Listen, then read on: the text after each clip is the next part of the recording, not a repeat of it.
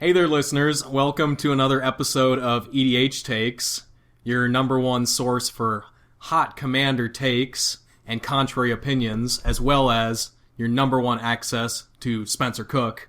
That's true. Yeah. I'm your host, Elijah Samuelson. And I'm Spencer Cook, as you mentioned.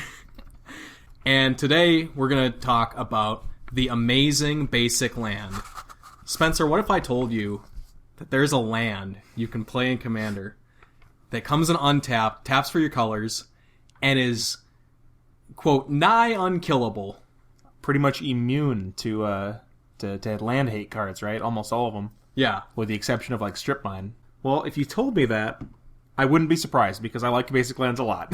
And so one thing with basic lands, right, is that, like, you know, people usually say that your decks get stronger when you add more colors, right? Like, generally that's pretty accepted, I think. More, like, if you have a 5-color deck versus a 1-color deck, you have options to more cards, right? Yeah, the more colors you add, the stronger your deck's going to be. That you have, yeah, like you said, you have access to more cards. And yeah, so more colors equals better, unless that color is white, apparently. But that's... I digress on that one. That's an aside. Yeah, that's certain content creators say that, but whatever, it's fine. But the really only, aside from very niche cards, the only downside that you have when you're adding colors to a deck, so if you like go from like a 3-color partner pairing to like a 4-color partner pairing, generally your deck is going to be better because you have access to more colors. The only downside to that is that you have to play non-basic lands usually to have more access to your colors. So, you know, you have to play a more vulnerable mana base as a downside to having more colors, like I said. Yeah, obviously we're not so ignorant to think that you could make a fully functioning 5-color mana base without any non-basic lands. But we're here to present the idea that maybe you could stand to play a few more basic lands. Yeah, so one thing that I see a lot is people that, you know, play 5-color decks and then they end up having maybe one of each basic land, or even just one like maybe island and one forest or whatever. And while you can definitely function with your deck like that, you are more weak to certain cards that kind of like hose those strategies. And I think you'd be, like you said, Eli, I think you'd be better off maybe running closer to 8 or 9 or 10 basic lands in a 5-color deck. Mm-hmm. But with the advantage of playing all 5 colors, maybe there should be more of a downside to that. Yeah, so a lot of people, I think, will see, they'll play a 4-color deck or a 5-color deck, and they'll think, you know, why should I be punished for playing more colors? I'm just kind of playing more cards I like. I'm just adding. I like playing a lot of colors, but you know, I think there should be some sort of downside for having more colors in your deck, like we were talking about just a minute ago. Yeah, absolutely. If you're going to take advantage of all the many upsides of playing multiple colors, then there should be some drawbacks, some checks and balances to the system. Yeah. So what we're going to talk about is we're going to talk about some of the downsides of non-basic lands, so like some of the ways you can get your lands kind of hated on by other players. And then we're also going to talk about, you know, the upsides of playing basic lands outside of just like not being non-basic lands. So there's some cards that synergize the basic lands. Yep. And then after that, we're just going to kind of have a little bit of a, you know, freestyle discussion on a lot of similar topics to that. Yeah, some other points to be made involving this discussion.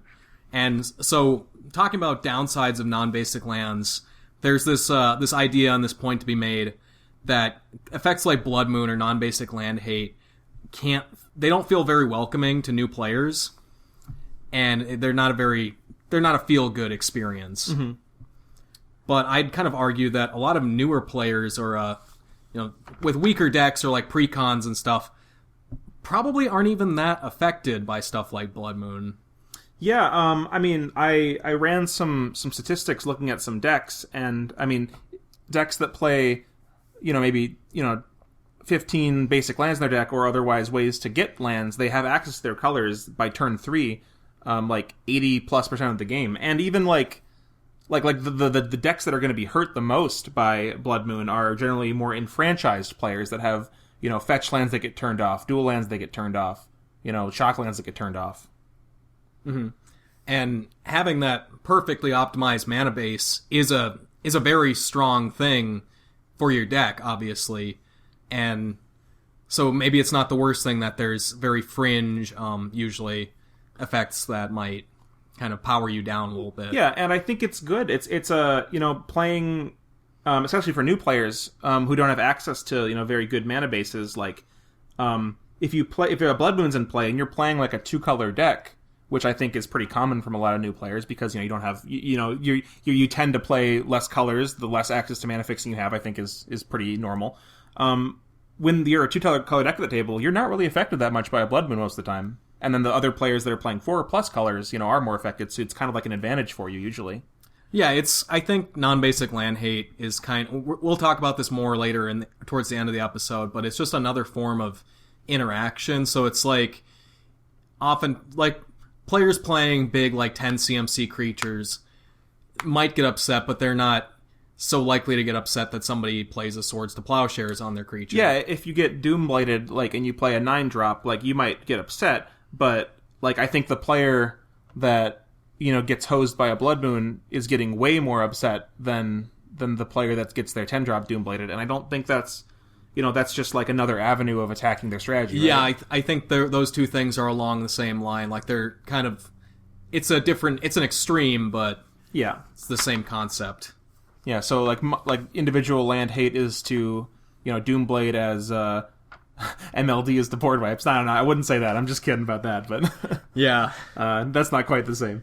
But yeah, so I guess moving on a little bit to talking about some of the downsides of non-basics to start. There's a lot of good strategies that can make use of your opponents having non-basic lands. So even if you're not going all in with a completely non-basic land hosing like Blood Moon, you can still play cards like Thalia Heretic Cathar, which makes the non-basic lands enter tapped, right? Yeah, Thalia is my mono-white commander, and she is such a house. She makes your creatures and non-basic lands your opponent's control enter the battlefield tapped, and it's amazing how far behind that sets back fetch lands if you can land her before people get all their fetching out of the way. Yeah, and one thing I really like about specifically playing against your Thalia deck, Eli, is that one thing I love about Commander is I love whenever I can have moments where I get to feel like I've leveled up my gameplay, like I've improved at the game. And when I first started playing against your Thalia deck, the first 2 or 3 times, I would just kind of I would just not kind of blank and just play I would hold my fetch land, because usually you hold your fetch lands to when you need them if you can, because you don't know what color you might need. And then Eli plays as his commander on 3, and I'm like, oh shoot, I definitely should have played my fetch land on turn 1 or 2, and now I just I'm a mana, I have to wait next turn every turn. So I like when I get to really realize that I was making a mistake and I could actually do something about it. Yeah, your land for turn usually isn't something you think about in a game of Commander, but especially in a post opposition agent world, it's something maybe worth considering now. If you are complaining about stuff like Blood Moon and Back to Basics, yeah, maybe, which are also arguably the 2 best non-basic land hate cards, right? Yeah, maybe if your opponent is playing a mono white deck and you think they could have access to a they can only search the top 4 cards of the library, the bird. Aven Mind Sensor. If you think they might have an Aven Mind Sensor, maybe fetch on your turn instead of letting them go to their, untap and get their 3 mana up, right? Yeah. It's not that much of a downside for you, and it's and when you do avoid it, it feels really good. It feels like, man, I actually, I thought about it and I avoided it. It's awesome. I love it. Archon of Emiria also does that as well, right? So, yeah, that's a new cool one. It's Rule of Law mixed with the non-basic lands enter tapped effect. Yeah, kind of. There's stuff like Kismet that makes all lands enter the battlefield tapped, or lands your opponent's control. Yeah, that kind of stuff is pretty good for dealing with fetch lands. But yeah, like we were saying, Blood Moon, Back to Basics, probably the 2 best ones. Yeah, the two the two boogeymen, right, of the non-basic land hate.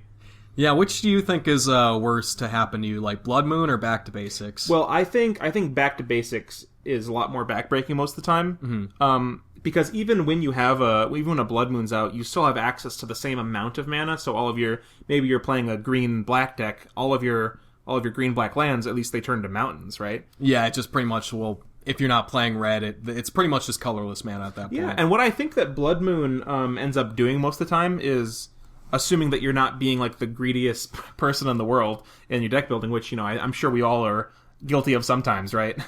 I'm pretty greedy. Yeah, but usually what it ends up doing is it ends up stopping you from playing multiple spells a turn that have color restrictions. So you can't play both your Eternal Witness and a Putrefy on the same turn in your black-green deck. You can maybe only do one, right?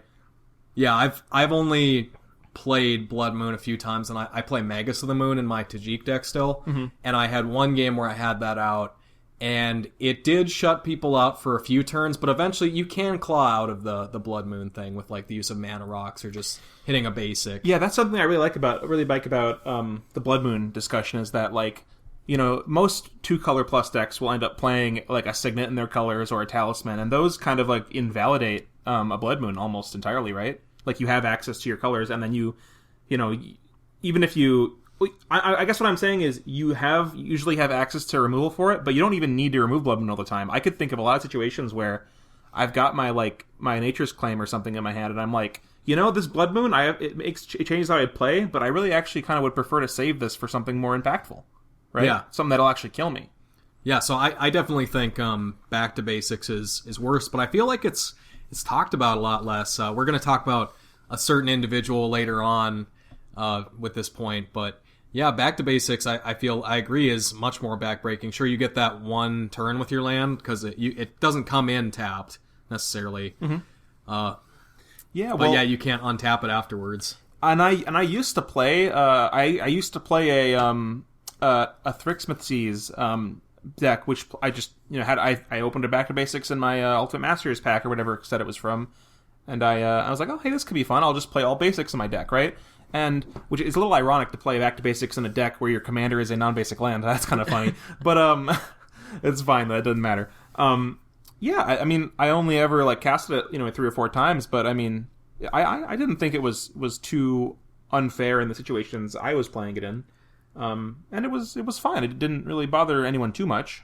I played a game back in Alexandria where I was playing my Thalia deck, where your non-basics of your opponents enter tapped, and somebody ran out of Back to Basics, and then my 2 other opponents were playing 3 and 4 color decks, and just didn't have mana anymore, pretty much. That's funny. I was like, why did you do that?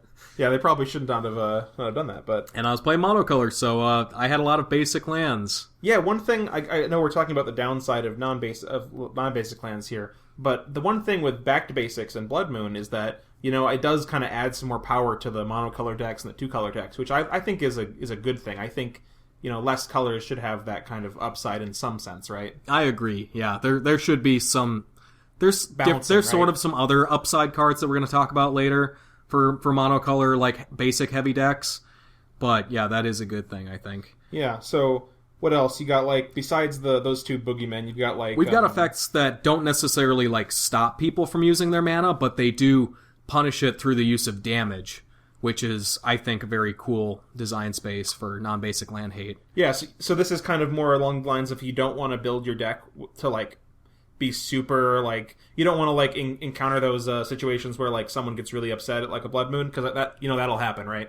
And you just kind of want to, like, use their non-basic lands as a way to kind of finish them off. And these are cards like Burning Earth and, like, Price of Progress, right? Yeah, Price of Progress, arguably the best burn spell in Commander. For 2 mana instant speed, dealing 2 damage to each player for each non-basic land they control. That can be like 20 damage sometimes. It's a lot. It can add up to a lot, for sure. Especially in, you know, decks that run, like, for example, I was talking about earlier, the decks that run 5 basic lands, and the rest of them are all non-basics. Like, aside from maybe against, like, a mono-green deck, I feel like that and something like Burning Earth that makes people take a damage for every non-basic land they tap for mana, I think those are a better check on mass ramp strategies than mass land destruction. Yeah. I agree. I think... Well, because, yeah, usually when you play mass land destruction, the ramp deck can kind of pick up the pace sooner, right? Like, they can kind of get back to the high amounts of mana sooner. Right. Whereas if you're not, like, stopping them from having the mana, you're just punishing them for having it with, like, damage. Like, yeah, like you said, that can be really strong. Yeah, another cool one is Mercadia's Downfall. It's a 3-mana red instant, gives your attacking creatures +X/+O, where X is the number of non-basic lands the defending player controls. That can be, if that's like +5/+O, that can be a kill shot. Yeah, if you're playing like a token strategy, or even just, you know, something with 3 or 4 creatures attacking, like that could add 20 damage or so. Yeah, so there's a lot of there's different cards in this category that kind of turn damage into a way to fight back against heavy non-basic lands, and I think those cards are really cool.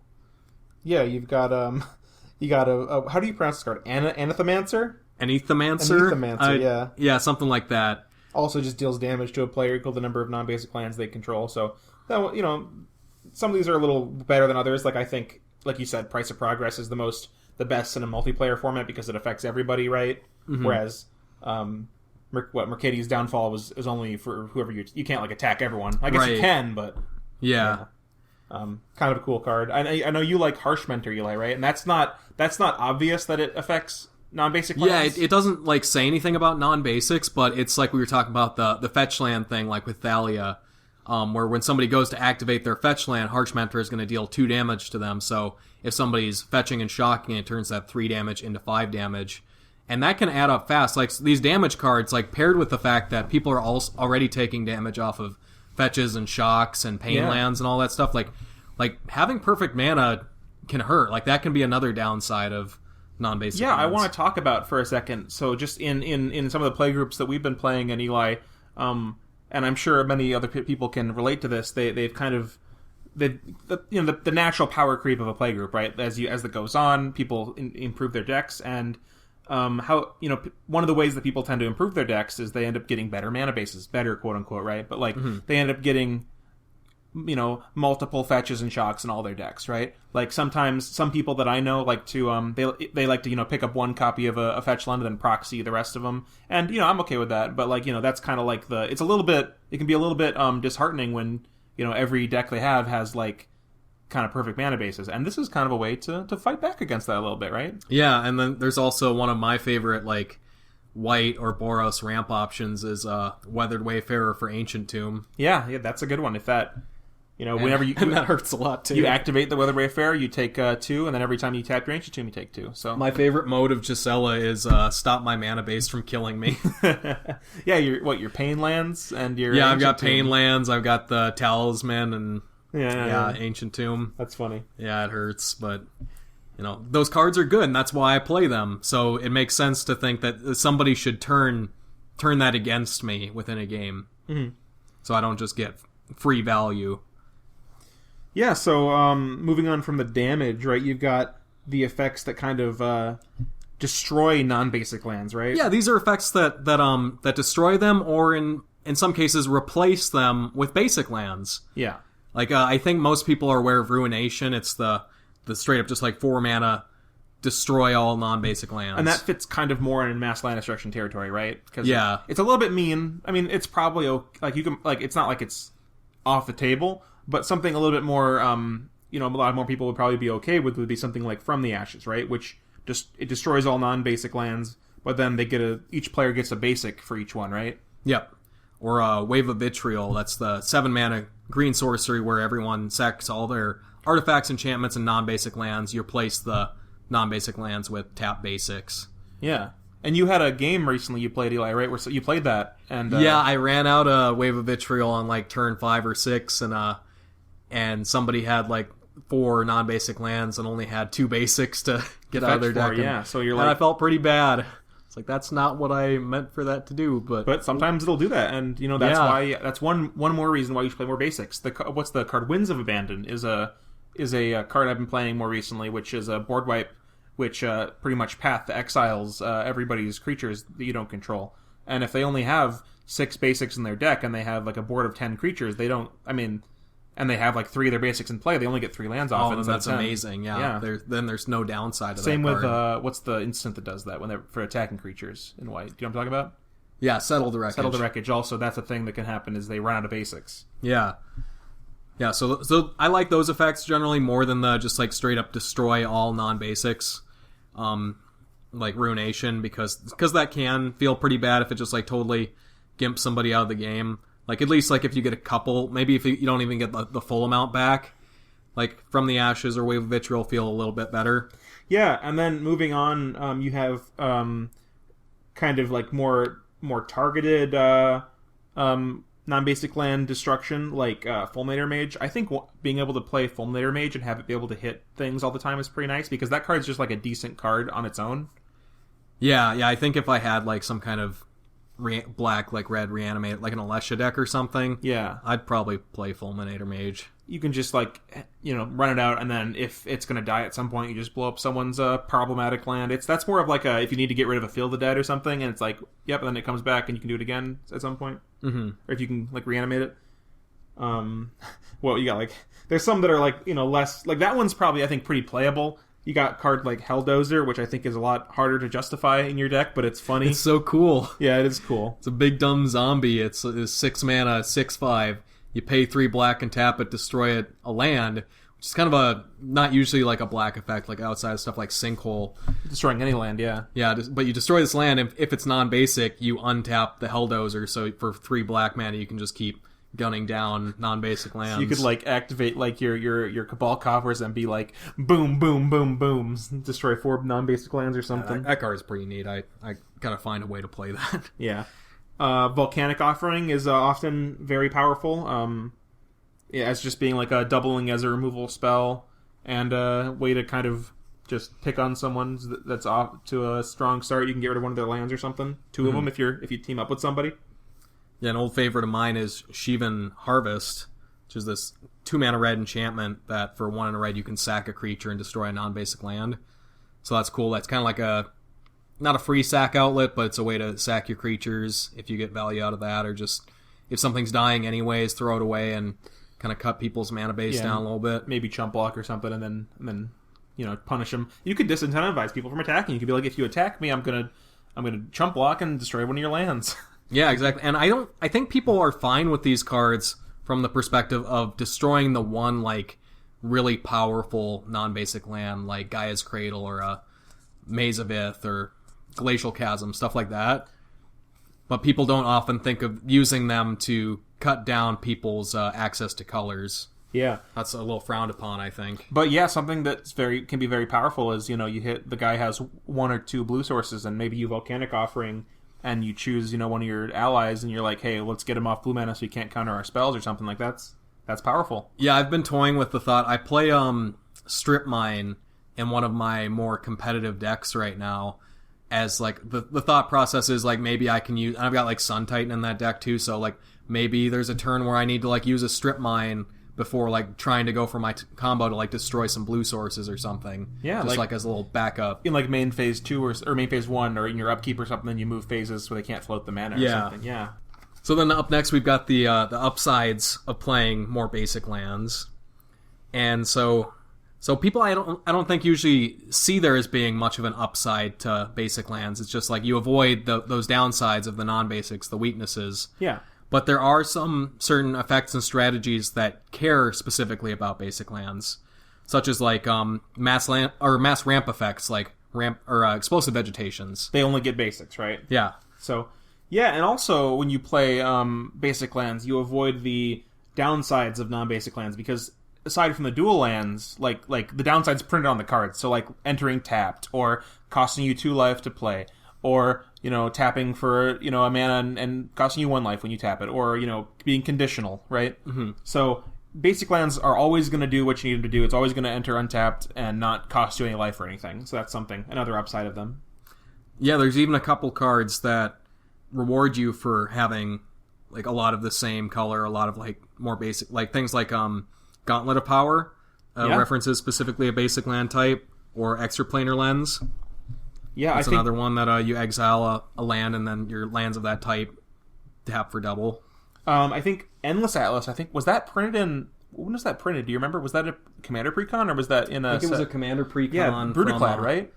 Yeah, the Saheeli deck. Yeah. Sorry, Brutaclad was in that deck. Mm-hmm. But this is a 2 mana, I believe, artifact that lets you pay 2 mana and tap it, I think. Yeah, and if you have 3 lands of the same basic land you draw type, you draw a card. Yeah, so, I mean, that's actually, like, pretty reasonable card draw, I'd say. Like, a repeatable card draw, having a small rock that pays 2 mana to draw a card. Yeah, I see people play that all the time. And that's something you can't really play if you don't play, too many basic lands in your deck. Yeah, it's a nice incentive for playing more basics. Yeah, I know before you were talking about some of the like explosive vegetation effects. You have kind of the big ones, like Boundless Realms. I think searches for like a whole ton of basic lands. Oh yeah, it searches for lands equal the number you have in play, right? Yeah, you got like Boundless Realm, stuff like Traverse the Outlands, just these big effects that search for a ton of basic lands. Yeah, and usually they also fix your mana for you, so it's not like you're really missing out on having, on like not having your colors, because if you play an Explosive Vegetation, that lets you get your swamp, your 2 swamps if you need them, or your swamp and your mountain or whatever, right? Yeah, and putting basics into your mana base like this also allow you to play 2 of arguably the best ramp spells in Commander, like Cultivate and Kadama's Reach. Yeah, are amazing. Like just being able to consistently always use those. Like if you're playing this deck that has 5 or less basic lands in it, you might draw that later in the game and not have anything. And you're to out search of them, for. right? Yeah, because each one gets you 2 of them. You probably are playing fetch lands. Sometimes you need to fetch for a basic, right? And then you're just, all of a sudden you're out of basic lands in your deck after 2 cards. Yeah, if you're playing a lot of ramp spells like this, you want to make sure you're playing enough basics. So, because I think I have a deck that just ramps super hard sometimes, and it's a pretty good problem to have where you ramp so hard that you run out of lands to search for. But I'm just playing like so many non-basics in the deck that I'll draw that card later in the game and like run out of basics to search for, but I'll still maybe have like 10 non-basics in the deck. Yeah. So it's not like the deck's even that thinned out. Or you don't want to come across the situation where maybe you're playing against, maybe you are a graveyard deck, or you're playing against a mill deck where you end up milling a couple cards. Usually it's not a big deal, like missing out on your cards isn't that great, but if you, let's say you mill your 2 mountains that you have in your deck, and all of a sudden, your Cultivate can't get you a mountain and you can't get your red mana. That's a good point, yeah. Yeah, it's nice. I think what we've got, like there's some players like to play sort of the group hug kind of ramp cards, like Veteran Explorer is one example of like a kind of iconic one. I think there's the new Avatar of Growth, I think was the Avatar of Growth one. is a explain that one. Recent one from one of the Magic Game Night boxes. It's a 6 mana creature. It's a 4/4 trample. It costs 1 less for each opponent you have, so it's effectively 3 mana in Commander, assuming all your opponents are alive. For a 4/4. And it's a 4/4. It enters the battlefield. Each player can search for up to 2 basic land cards, put them into the play untapped. Yeah. So then it refunds you 2 mana for it right away. I think that's arguably the best of like the quote group hug ramp spells. Then you also have like Collective Voyage. But effects like this existing and people playing those are another reason you might want to consider playing some more basic lands, because they're usually in the form of people get basic lands. I don't think there's too many group hug ramp cards that search people for non-basic lands. Yeah, well, especially like for example, let's say you're playing a 3-color deck or something. I have a 4-color deck where I play Kiki Jiki in that deck, right? Kiki Jiki is a great card. He costs 3 red mana. And I was considering, this is like one of my more powerful decks, so it's got a lot of like non basic lands in it. But I still make sure to play. I think I have 2 mountains in the deck, where normally maybe I have 3. I don't quite remember, but a lot of people would probably just put 1 mountain in the deck and think, oh, I can cast my Kiki Jiki with all my things. But if I don't have my red sources and someone plays an Avatar of Growth, I want to be able to get 2 mountains so I can get up to my Kiki Jiki if I need to. Yeah, that's something so if you have like high pip spells in your deck, I would try to at least have as many basics as those cost, or maybe just more than 1, I would say, of a color. Yeah, and the group hug thing, it's kind of a meta consideration, but I think if you're the pretty common Commander player that doesn't have a real regular play group, you're probably going to play against some kind of group hug deck or some kind of group hug effect pretty frequently, I'd say. Yeah, or even if not frequently, every once in a while, and like it's not a big, like it's just one thing that can push you into playing more basics. There's a lot of other like reasons to do it. So there's just a free upside you get where you don't run into that situation where you run out of basics. Yeah, because how bad would that feel if you're playing against a group hug deck and all 3 of your opponents get like 10 basic lands out of their deck based off somebody else's card, and you get like 3. And you're like, oh, I see. You just like, do you lose that game? Yeah, like what we were saying, like maybe someone like, maybe their goal in life is to give everyone, 6 tokens and then cast that Winds of Abundance just to get everyone a bunch of lands, and you're like, yep, I have 1 left. Oh no. But yeah, I guess something to talk about that, because I was mentioning that Kiki Jiki thing, is one of the upsides of playing not too many colors in your deck. So like one of the upsides of playing like a monocolor or a 2-color deck is that you get to play cards that have more pips in their mana cost. So cards like Cryptic Command isn't played too much in Commander, I don't think, but I think it'd be pretty permissible in a mono blue deck because you're not the triple blue isn't really going to come in as isn't really going to be like a problem for you very much. Certainly. I know the Command Zone just spoiled the new card from Strixhaven, Tempted by the Arik, which was a triple blue card, 3 blue and 1, and it's like you get to mind control 3 planeswalkers or creatures that cost 3 CMC or less from opponents, one from each of them. Very strong card. Yeah, it's really good, but if you're playing a 3-color deck, and your opponent plays a non-basic hate card, you might not be able to cast it. Oh, certainly not on turn 4. Yeah, it's really hard to cast a turn 4 in a multicolor deck, especially if, like you said, someone does that, that non-basic land hate effect. Just to mention a couple more in other colors, you got Necropotence as a very strong, 3-pip card. Niv Mizzet, the new one, is 6 pips, red, blue, blue, blue. Mm-hmm. So that's a hard one to cast if you get your, if you get Blood Moon or something. Yeah, and all these cards are very strong cards, and they're strong off the reasoning that they have so many colored pips. They should be harder to cast, and they should be more allotted to monocolor or 2-color decks. Yeah, where they're not so abusable. But if you're able to just play turn 3 Necropotence in every 4 or 5 color good stuff deck that you have, there should be some balance to that. That shouldn't be so easy. Maybe you shouldn't be able to go turn 3 Hour of Revelation for white into turn 4 Necropotence for black, right? That might not be. Maybe there should be some curbing on that, right? Yeah, these are strong effects, and there should be some cost to playing them in your deck, I think. Yeah. So yeah, that's. I've got a couple things to mention about just going back for a second about the basic lands is Myriad Landscape with Snowlands, something that I'm not sure if you got. I've talked about it before, but maybe you haven't heard it. Kind of interesting. If Myriad Landscape is a land which enters tapped, and then you can pay 2 mana, tap it, and sack it to search for 2 basic lands that are the same, that share a card type. So usually what it's supposed to do is you get 2 forests, or you get 2 mountains. But if you play a mix of snowlands and regular lands in your deck, because the snow is a basic type, is a type of the card, you can get 2 snowlands that are different colors. You can get a snow mountain and a snow forest. That's really cool. Yeah, so it's an interesting thing you can do. And also another thing on the topic of snowlands, a thing to consider when you're building your deck is, do you want to play snowlands or not in your deck? Because there's a couple upsides and downsides of each of them, right? Mm-hmm. So, one of the upsides of snowlands, or downsides maybe even, is that whole extraplanar lands thing, where you don't know what your opponent's who's playing extraplanar lands is going to do. Are they going to be playing extraplanar lands with snow basics or not snow basics? There's that one hate card that they printed in white that makes snowlands enter tapped. Right? Yeah, Redain, God of the Worthy. Yeah. So, what do you think, Eli? What do you think is generally correct to play snow basics or not?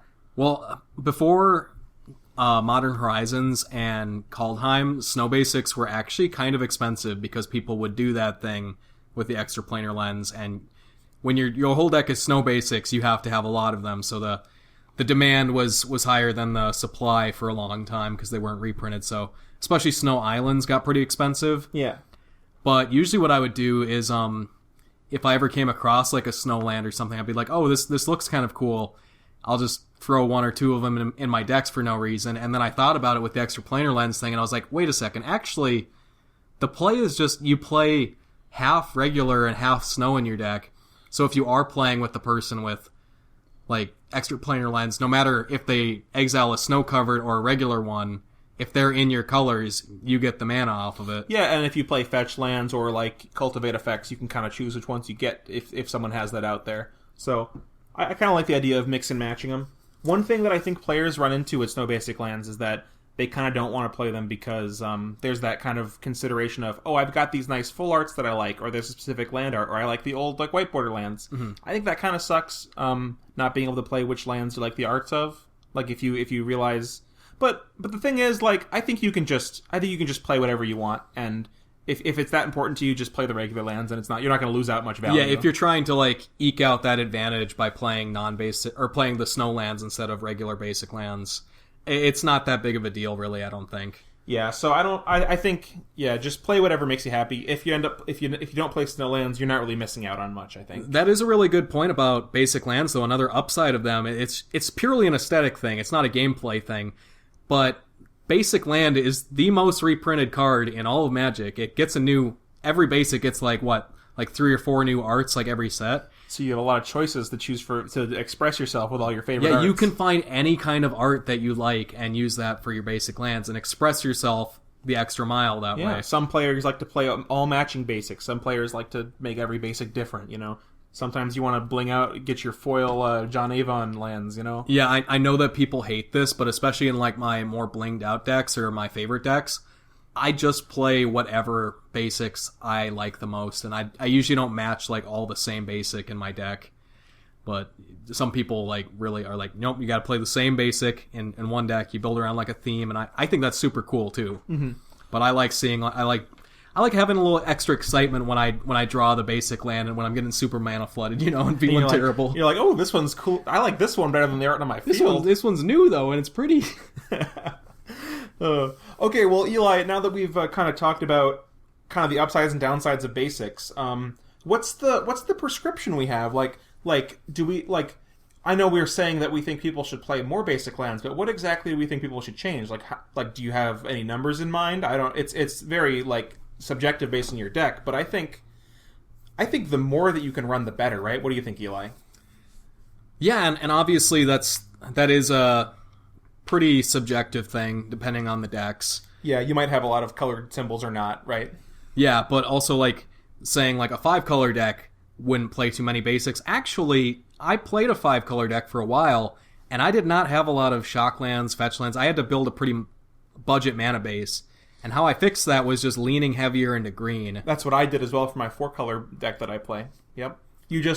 I think my 4-color deck has 6 or 7 forests, and then a lot of other non-basic lands that make green mana. And then you play your Cultivate and Kodama's Reach, as well as a lot of mana rocks as a way to do it. Yeah, because you can play your artifact mana fixing regardless of the color lands you draw. Like if I draw if I'm leaning heavier into green, but I just draw a swamp mountain or something. Yeah, I can still play a 3-mana rock that taps for any color. There's a bunch of those, by the way. Yeah, and one thing I did like as well in my 4-color deck that I play, which is what is it? Sans black, so no black. Is I have 2 partner pairs. I have Ishai and Tana.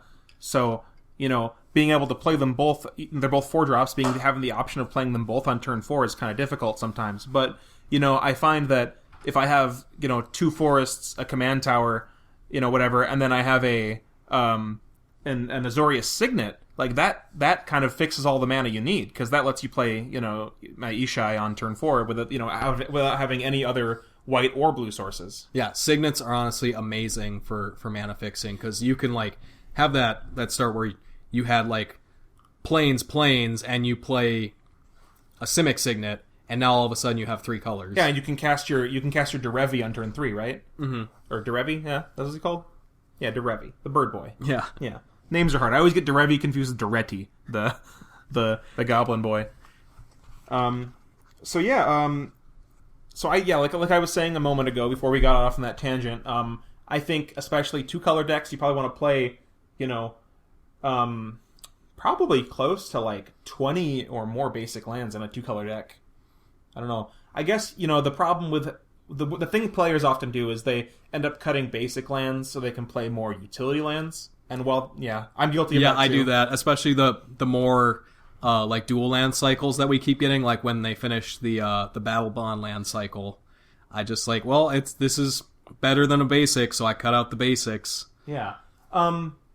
Yeah, but I think you do want to, you want to keep your basic count high, especially if you want to play cards like the Battle for Zendikar dual lands, which is another upside to playing basic lands. They're pretty much just dual lands, except they do have land types, and they come in untapped if you have 2 or more basic lands. So they're pretty much dual lands in a deck with a lot of basics. Yeah, I really like that design of the cycle, giving some incentive for playing basic lands while also fixing your mana.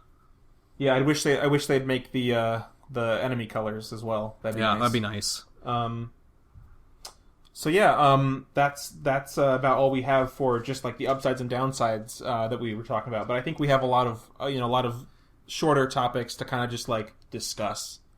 Yeah. Did we want to talk a little bit more about Blood Moon and like the hatred and vitriol towards Blood Moon? Yeah. So one thing that I did in preparation for this video was I went back and I just remembered that there was kind of like a big discussion of Blood Moon on a recent, probably 5 or 6, 7 months ago, Game Night's not extra turns. Sorry, they were episode of the Command Zone with Jesper Icing. Yeah, where Josh and Jesper were kind of having a discussion, a little bit of a disagreement on Blood Moon, and I'm not here to be rude to anybody or like kind of like say you're dumb or whatever, but I just want to kind of lend in my 2 cents to the discussion they were having.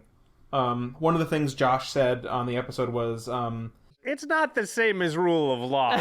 It is not the same as rule of law, because there's a certain percentage of decks where it says you're not casting any spells now. There's a certain percentage of decks where Blood Moon says you're just not casting spells now. And I alluded to earlier in the episode, I kind of like looked at some of Josh's decks that he's played in the past, and I just don't believe that's the case. Josh's one of his most recent decks, his Jorn deck, that he's played on a recent Game Nights, has 35 to 40 basics and or ways to get basics or make colored mana. And that, if that tells you anything, that's like, 95+% chance of having those, in your opening hand or something. I didn't do the stats on that one, but like, that's just like that. I mean, I guess Josh's argument was that some decks are hurt by Blood Moon more. That obviously would be a deck that's not hurt. Yeah, right? and I was wondering when we were looking through that deck list if that Yorn deck he played on that extra turns, if he maybe changed some of his deck building. Because that was after the Blood Moon episode, right? Yeah, if he like changed those in response to like Blood Moon happening so many times. Because anybody who's listened to the Command Zone for a long time knows that Josh is a big fan of like 4 or 5 color decks. Like he really loves playing 5 color, and more colors the better. And he doesn't like care so much to like build around Commander specifically. He likes playing around themes and just like value and stuff. So he hates Blood Moon. So we went back and we looked at one of Josh's most iconic 5-color decks that he played on Game Nights. This was, I think, episode 5. He played a 5-color Chromat deck, which was really a what's it called? It's themed around Nekusar. Nekusar, yeah. It was like a hidden Commander Nekusar deck, 5-color Nekusar. And that deck plays 0 basic lands in it. It doesn't have any basic lands, okay? Yeah, I thought that was kind of shocking, actually. But even with 0 basic lands, the deck plays Chromatic Lantern, Gilded Lotus, and Darksteel Ingot in there. And then also a Demonic Tutor and a, not Reshape, but the 3-mana Artifact Tutor in blue. Fabricate. Yeah, Fabricate. Yeah, Fabricate. So, and also the Enlightened Tutor, I believe. Yep. As those are 6 cards that either tap for colored mana, give you access to your colors, or can get you your Chromatic Lantern or whatever, right? So 6 cards in the deck that can give you mana of any color under a Blood Moon, right? And I did the odds on that, and there's a 50% chance to draw any of those in the first 10 cards. So like by the time a Blood Moon would come down. So in the deck that is hurt the most of any deck I could ever imagine by a Blood Moon, you still have a 50% chance to be pretty much not affected by it. Yeah, like it'll still hurt you a little bit, but you could, in theory, get at least one of your colors you need. Yeah, or you get a Chromatic Lantern and you have all of them, right? And that's not even counting all of the removal that Josh plays in his deck, because one thing that Josh says is, I play more removal than anybody. That's something he says, right? Yeah. In this episode, we're talking about Jesper says to Josh, like, "Oh, I don't think Blood Moon's a big deal. You can just remove it. Like, what's the problem?" And Josh kind of snaps back and says, "Well, I probably play more removal than anybody you know. So yeah, so your point's invalid." So the statistics I did there on 50% is not counting the several pieces of instant speed removal that could remove a Blood Moon if you have mana up when they cast it. Obviously, you're not always going to have mana up when they cast it, but he's got counter spells and stuff like that too. So if you include those, the odds would go up even more. But the point I'm trying to make here is that I think people overstate how much Blood Moon actually hurts them, and they remember the couple times where it's bad. Yeah, and I wonder if Josh's particular bias against Blood Moon is something of a relic at this point, because looking through that deck list, the Jorn, right? The Chromat deck specifically, I find it hard to believe that modern day Josh Lee Kwai would play, like in that deck list I noticed he's playing like every tri-land. I don't believe he would play every tri-land in lieu of just like a few basic lands nowadays. Yeah, I think he would. I mean, he plays like, a lot of fetch lands, a lot of tri-lands, a lot of shocks and stuff in that deck. I think these days he'd probably take out more of the tap tri-lands, play the fetches still, and then fetch for shocks, and then play basics as well. Yeah, I think nowadays the common consensus is coming in to play untapped is more valuable than tapping for more colors. Yeah. I don't see people play tri-lands very often. You got the ones out of Ikoria recently that have land types. The triomes. Yeah, the triomes with land types and cycling. Those are a bit more permissible, but like the Khans or the Alara tri-lands, I don't think those really pass much anymore. They're fine budget alternatives. Like, people are fine to play them, but I think Commander's moved past it a little bit. Oh yeah, and not to clown on Josh, because I like the Commands, I like the Game Knights guys. They're all cool people. But, Josh, just to mention that Chromat deck does play 2 MLD spells in it. It plays Armageddon and the blue one that bounces all lands. Which he also says in that discussion with Jesper, those aren't as bad as Blood Moon. And also, by the way, red can't remove enchantments, so I just can never get out of this. Yeah. That's why I hate Blood Moon. Armageddon's totally fine. Because he says you can still play your lands after an MLD spell. Blood Moon sticks on the board. Well, with Blood Moon, you still have all that mana. Yeah. It's just like it's colorless mana, so you can still like do stuff. Yeah, I don't know. Yeah, the last thing I want to say about that episode was that something I didn't really like that much, as Josh mentioned at the end. If you play Blood Moon against me, I'm pulling out my meanest deck and pointing it at you for the rest of the night. That's what you get. Yeah. Guess you always have to be ready for it then, Josh. Whatever. If somebody beats me with Blood, most of the time, at least you can be like, all right, I concede. Everybody have fun. Yeah. Yeah. And by the way, that player that played Blood Moon on me, I'm taking out my meanest deck and I'm pointing at you for the rest of the night. So that's what you get. And I think I've heard that a couple times from the Command Zone guys, like in response to Tiny Bones. Like he said, I wouldn't play with you if you came up with me at a GP and pulled out a Tiny Bones deck or something. Or if you pull that up at our night, I'm going to pull out my mean deck too. I do not like. Let's say we went to a GP and we're sitting down with 3 random people and somebody plays out Tiny Bones. I'd probably be like, could you? Yeah, I don't think we want to play against that deck. Yeah. Yeah, you doing so-and-so thing within the game, it has such a moral connotation with it that it warrants being treated poorly. Yeah, but like I was saying, like no disrespect meant. We're just kind of trying to talk about the content that's out there and maybe to try to give our opinions on it. Mm-hmm. One thing I had written down about the Blood Moon thing before we move on is just like we were talking about how in that deck he plays stuff like Chromatic Lantern, and there's effects like Chromatic Lantern that pretty much negate the effects of a Blood Moon. Yeah, there's like four of them or something, right? Yeah, they're mostly green cards, but you've got like the Chromatic Lantern. We recently got Dryad of the Elysian Grove, which really good card out of the Theros Beyond Death. Yeah, really good card. Lets you play an extra land and gives your lands all basic land types, so they can tap for all colors. Yep. And then you have that on Enchantment and Prismatic Omen, and there's this old card, Joiner Adept, which has the same... This is like a 2-mana 2/1 that does that as well. Yeah, it has the Chromatic Lantern text of your lands, tap for any color. Yeah. And recently also got... it's 7 mana, so I maybe count it a bit less, but... Chromatic Orrery. Yeah, Chromatic Orrery. Yeah. Out of Commander 2021. Or I mean, Core Set 2021, yeah. Sorry, when there's a Commander set every 2 months, it's hard to keep them all separate, right? Yeah. Oh god. But I guess a couple more things we want to talk about. The card Contamination, Eli. That's a fun card, right? Yeah, that's something. So you don't see it very often. I think just probably because of its price. I don't think it's ever been reprinted. But Contamination is this old card from like Urza's block. It's a 3-mana black enchantment. On your upkeep, you have to sack a creature, or you sack the Contamination. So there's some more downside to it than like a Blood Moon. But it just says like all lands tap for black mana. Yeah, no matter what lands they are, they tap for black mana, and you have to, like you said, pretty much cumulative upkeep, sack a creature, right? Yeah, I think I used to play like casual like kitchen table Magic at my old like college Magic club, and somebody just like played that with like a card that made a token every turn. It's like, oh, if I'm not playing black, I just lose. Yeah, what's the snake guy or whatever the guy that makes? Like Ophiomancer. Ophiomancer. Yeah, so that's I think that's a card that's much more like oppressive than Blood Moon, but like you don't hear people like complaining about that very much. I'm sure they would complain about it if they saw it, but yeah. It's like a $50 card, so that's probably why, or closer to 70. Oh geez, even more these days. Much worse than Blood Moon. Yeah, I think that would be much worse, I think, than Blood Moon, yeah. Another thing I want to talk about that's a little bit similar to that is that people have a lot of hatred towards cards like Blood Moon and Back to Basics.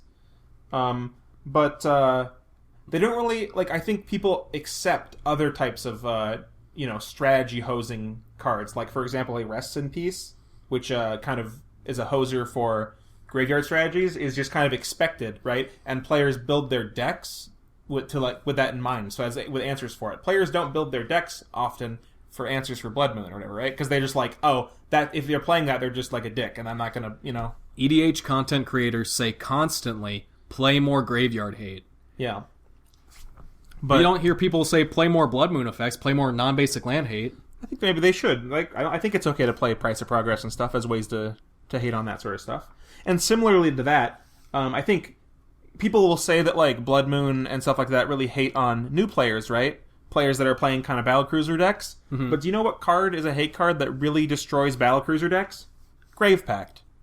And do you know what card people don't really, people don't have like this like cognitive bias against? Grave Pact. They hate Blood Moon. They think Grave Pact is a fine and fair card. Well, some people, hate it a lot. I've there's some people that definitely don't like Grave Pact. There's some bigger voices in the Commander community that really dislike Grave Pact, and for good reason. But it's like I was saying at the start of the episode about like you play spot removal on creatures, and that's just kind of accepted because you need to interact with creatures because there's rarely a game of Commander where creatures don't matter. Yeah, like they're maybe like if you played in a meta where people weren't like attacking with creatures at all, you probably wouldn't play board wipes and removal that frequently.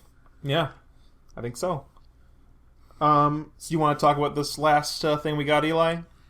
Oh yeah, so recently there was a discussion on Magic Twitter. We love Magic Twitter drama. We love reading it. Post more so we can read it. Yeah, there's a lot of good discussion on there. And so one of my favorite Magic content creators is Commander Replay. Also goes by PJ. Or the War Leader. Sorry. And PJ made a tweet along the lines of saying he thinks Armillary Sphere is better than Wayfarer's Bauble. And we'll post the card images and stuff, but pretty much the Wayfarer's Bauble is the 1 mana, pay 2, tap it, sack it, search for a basic, put it into play tapped. So it's a ramp card. And Armillary Sphere is a 2 mana artifact that you pay 2, tap, sack, search for 2 basics, and put them in your hand. So I think they're pretty different cards. I personally wouldn't really compare them that often. But it spurred kind of a discussion between him and Dana Roach from the EDH Retcast. They were kind of having a little bit of a conversation about that, disagreeing a little with each other. So we thought we would kind of go over what they were saying and maybe give our 2 cents to that, right? Yeah, since Armillary Sphere kind of it fits the theme of basic lands, and like especially like hitting your land drops, and it's a cool card that you can play if you're playing a lot of basic lands. Yeah, so I'll put some of the quotes up there on the screen, but the general gist of it was PJ was saying that it's really useful to be able to turn the 1 card from Armillary Sphere into 2 cards, especially lands, because if you miss your land drop, it's kind of like you didn't ramp, right? Mm-hmm. And Dana was kind of coming back with, I think in a lot of colors there's better ways to draw 2 cards most of the time instead of like paying 2 mana and 2 mana. Which is kind of, Yeah, because I think the easy comparison with Armillary Sphere is it looks to be like a 4 mana. Divination, like you split up the cost, like you pay it in 2 and 2. Yeah. Installment plan. Yeah, exactly. That's what I was looking for. But yeah, it reads like it's just draw 2 cards. But that's not really what it is, right? Like I think I can see both perspectives here, but I think I side a little bit on what PJ is going for. I don't know if I agree that Wayfarer Bauble is. I don't really think they're very comparable. I don't think one's better than the other. But the thing I think that Dana wasn't really considering in this discussion is that Wayfarer's Bauble really, if you're stuck on 2 lands, lets you get those cards and not miss land drops. Whereas Armillary Sphere. Yeah, sorry, not Wayfarer's Bauble. Armillary Sphere. Thank you, Eli. But yeah, like, so when you in an opening hand where you have 2 lands in Armillary Sphere, you're not going to miss your land drops. You just got it. Versus 2 lands Divination, or even like let's say 2 lands 3 mana draw 5. Like that's still like might not get you there, right? Yeah, and initially when we started talking about this, we had the rare disagreement. I'm actually not that big of a fan of Armillary Sphere, And I'm probably just biased as somebody who plays a lot of white and I've always had access to land tax. I'm pretty privileged to be able to afford, like, I've traded up and bought quite a few copies of that, and now I've started proxying cards, so I play land tax in pretty much every white deck I have. And that card's just great, right? So, and that's obviously, it's better than Armillary Sphere, but even you have, like, Gift of Estates type of cards, or Oreskos Explorer, Weathered Wayfarer, and those are cards that I like to play. So I generally wouldn't consider Armillary Sphere for a deck with white in it, but we talked about it some more, and we were thinking like a mono red deck, like, what's your next best option for this kind of effect? Yeah, it's not really, like, I don't know, like, I guess you play, like, Faithless Looting, but that goes down a card, right? Whereas Armillary Sphere goes up a card. So, one thing that I have done personally, I've only ever played Armillary Sphere in one deck that wasn't a precon, and that was my mono red Doretti deck that I played a long time ago. And I like to play Armillary Sphere as well as cards like Mycocentral Spring. And then you pair those with cards like Magmatic Offering and like Faithless Looting, so you can kind of like make sure you keep hitting your land drops, and when you have more lands than you need, you just loot them away for other cards. Yeah, because like we talked about in the Boros episode, the thing that I like to do is like land tax or a land searching effect with looting and rummaging. It creates card advantage for you, but like how you might achieve that in a mono red deck, you might have to use cards like the Armillary Sphere. That being said, though, something I do want to talk about real quickly is if I was a person in charge of designing Commander precons, I think I would put Armillary Sphere in every single Commander precon that ever exists, because that's just the thing that ends up happening a lot of times with precons is they're generally a little bit higher mana costs, so you know you kind of have to mulligan more sometimes to keep full hands. And the worst thing that you have in games, especially for new players, is when you have to mulligan down and you can't find a keepable hand, right? If let's say you mulligan to 5 with a precon, right? How many hands can you have with 5 cards that are going to be able to, you know, keep up the same number of, like, you know, keep up like with other players hitting your land drops every turn, having enough card advantage? Not many, except for like two lands, Armillary Sphere, 2 spells. Like that's gonna let you like turn 2 play Armillary Sphere, turn 3 crack it, get 2 lands, play a land, turn 4 play a land, play your commander. You have 6 cards in your hand still. And a mulligan to 5, and you hit all your lands for your turns, and you got 6 cards. So I don't know. I think every time I played a precon, I've been really happy with Armillary Sphere in my opening hand. Yeah, and I avoid playing that mostly because I'm kind of in agreement with Dana on the point of just like you can kind of control this in some aspects of deck building, like playing more card draw or like playing more lands in your deck. Like I generally play more lands than the average Commander player, I think, just because I really value hitting every land drop I can. You go like 37, 38 minimum, right? I usually go 38 like minimum, like maybe 30, maybe sometimes the 38th land will be like Temple of the False God, so it's more like 37 lands. What, I think your mono white deck has like 40 lands in it, right? Yeah, my mono white deck has 40 lands because one is Keldern Outpost, and I think I have one other land that I just don't count as like a full land. Sure. Because I do stuff like that. If like I'm playing a certain amount of tap lands or like lands with some kind of drawback, I usually count them as like half a land. But yeah, like I said, like playing more lands in your deck is a way to kind of make sure you hit your land drops, but you also have to combine that with like really tough mulligan decisions, which I think, especially new players, that's really hard for them to figure out, is like the right amount of lands to play and like how they should mulligan. Yeah. So playing a card like Armillary Sphere, I think will help them have probably a better play experience. Mm-hmm. Because missing land drops is also really, it's not very fun, right? Oh, it feels terrible. And like even like all that aside, like saying like that I play more lands and then I mulligan more aggressively, like I still get screwed out of my mana. Like I still like get stuck on 3 lands sometimes. There's enough variance, yeah. There's just so much variance in the game. So maybe if playing a card like Armillary Sphere helps you avoid that and the feel bads of getting stuck on mana, I think it's a good thing. Yeah. So Armillary Sphere, in summation, I think we're both pretty okay with it. I'm a bit higher in it than you are, but all the power to you. I like the card. Yeah. It's a fine card. Yeah, so that was kind of a thing. I don't know if we're gonna do this in the future, but like that was kind of like reviewing like a kind of a disagreement that we saw on Magic Twitter. That might be a cool segment to have, maybe at the end of each episode or something. I don't know. Yeah. I think there's a lot of controversy. Usually, it's worse stuff than that. Like we had a recent like controversy on Magic Twitter that we might talk about if it continues to be a thing, but. Yeah, I think that would be a fun thing, like a news of the week every Yeah, 2 weeks, like like a- in summation, like just our take on a on one discussion. thing that happened, sure, over the last couple weeks on Match Twitter. I think that might be a cool thing to do. If you'd like that, let us know. Yeah, we're absolutely like if there's something going on and We don't want to make you're a curious whole- about it, like we're active on the Twitter account, like we don't post a lot, but we lurk on there, so Yeah, sure. get our 2 cents in more. Maybe we'll try and be more engaged. So I think that's about all we have to talk about today. About basic lands and stuff. So yeah, play more. They're great. Yeah, play more basics. It really is the amazing basic land. It's just there's a lot of upside to it, I think. And I personally haven't played a lot of the basic land hate cards in my decks, but I'm really excited to pick up a Price of Progress. I think that card's going to be a blast to play. Yeah, Honestly. So yeah. Yeah, so anyways, subscribe to our YouTube channel. Yeah. Follow Twitter, all those things. Whatever we're supposed to say. Follow our Twitter, at EDH Takes on Twitter. I think it's all caps. Yeah, I don't think it matters. But so that's all we got. This has been thank you for listening. Me, Spencer Cook, And I'm Elijah Samuelson. and we'll see you next time.